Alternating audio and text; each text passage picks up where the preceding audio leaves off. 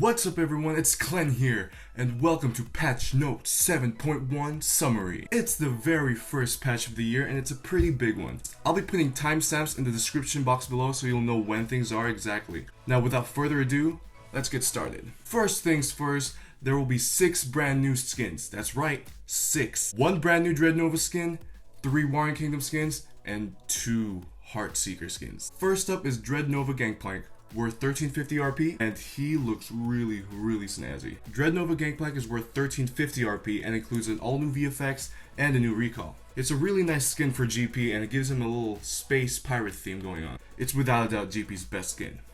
Up next is Warring Kingdom's Garen, also worth 1350 RP, comes with new VFX and a brand new recall as well. It's a really badass skin, especially when Garen spins around a little spin thingy and he shows really cool green dragon. I like it. The second Warring Kingdom skin is our favorite chicken, Azir. Azir got the skin because it's the year of the rooster, of course. It's worth 1350 RP because of a new recall and a new VFX as well. He has this really cool sandy smoke effect when sending out one of his soldiers. It's pretty nice. Alright, the third Warring Kingdom skin is Warring Kingdom's vibe with a badass Jade Dragon gauntlets. When I first saw the splash art to this skin, I was mesmerized. I mean, look at it. I don't think they could have done any better than this. The skin is worth 1350 RP, and it comes with new VFX and recall, of course. The green VFX really puts the skin together. Vi mains, prepare to give Riot all your money. Alright, the last 2 skins are oddly placed in this patch. I have absolutely no idea why they are releasing the PBE as early as December. Valentine's Day is in February. They are Heartseeker Quinn and Lucian. Let's start off with Heartseeker Lucian. Heartseeker Lucian is worth 1350 RP and comes with new VFX and a new recall. Lucian looks really fancy in this skin. I kind of like it. He has all these new red and pink heart VFX, and they look actually really nice on him. They recently updated the splash art to this skin, however. The first splash art to this skin was, the face was just all sorts of messed up. I'm glad they changed it immediately right after, because all of the feedback from you guys. It looks so much better, way better. Looks way better than the original rape face they had going on. The last skin for this patch is Heartseeker Quinn, which is worth 975 RP and comes with new VFX and a brand new recall. When this skin was announced, a lot of you didn't really like it. I actually have no idea why you guys didn't like it, because it seems fine for a 975 RP skin. You guys are asking for too much, honestly. But come on, it looks pretty okay for 975 RP. The skin really changes Quinn and Valor and gives him a brand fresh new feel. And before anyone asks again, no, I do not know when these skins will be released. Because skins do not have release dates.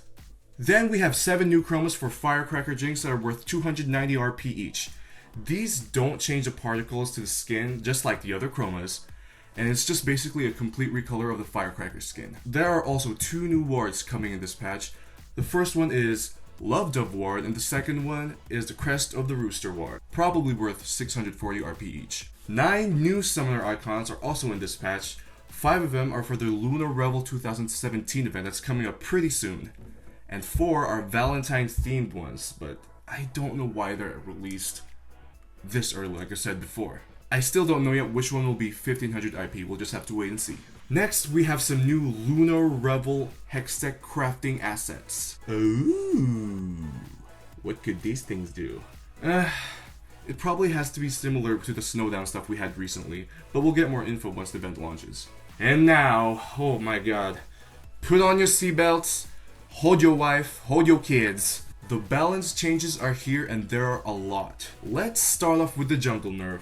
Basically, early game for junglers is going to be pretty hard. The non-buff camps now reward about 25% less XP on the first clear.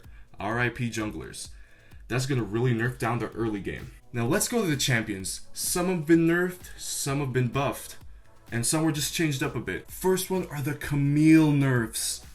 Thank you, God, for this amazing gift that you have bestowed upon each and every one of us. Woo! Her HP growth has been lowered to 85 from 95. I'll take that.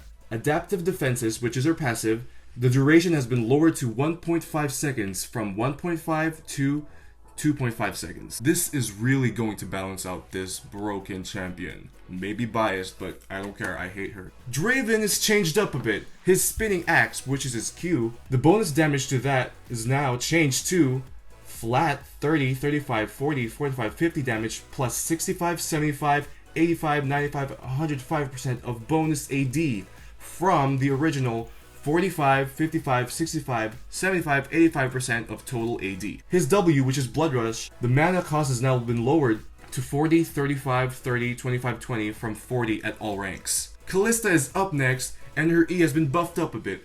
Her E is Rend, and the passive no longer deactivates when E is on cooldown. Minimum unit skilled for mana cost refund has been lowered to 1 from 2.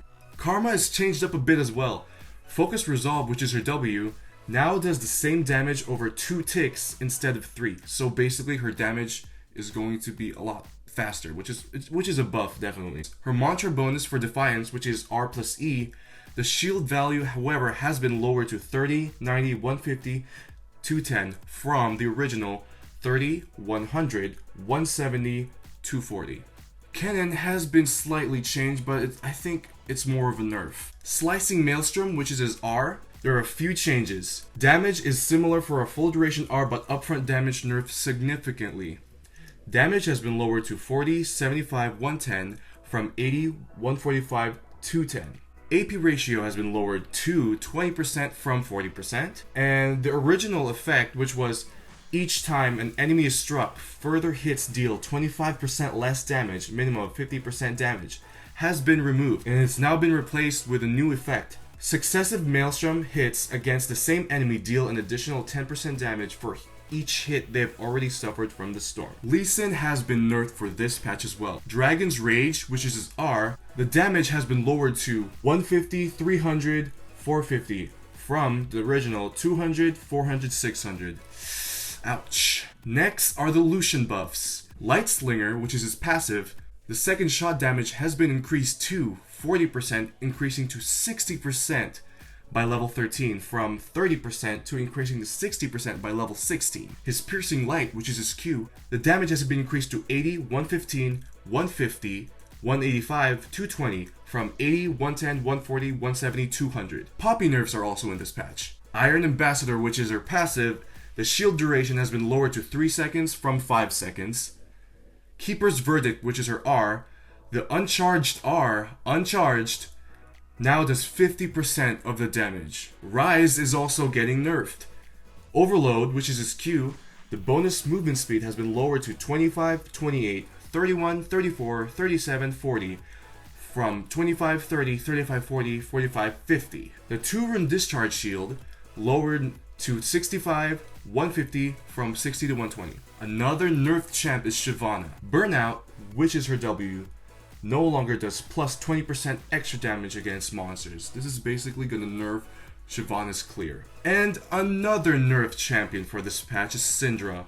Transcendent, which is her passive, the additional effects to the max rank W has been changed to deals 20% bonus true damage from grabs 2 additional spheres near the target. Force of Will, which is her W, AP ratio has been lowered to 70% from 80%.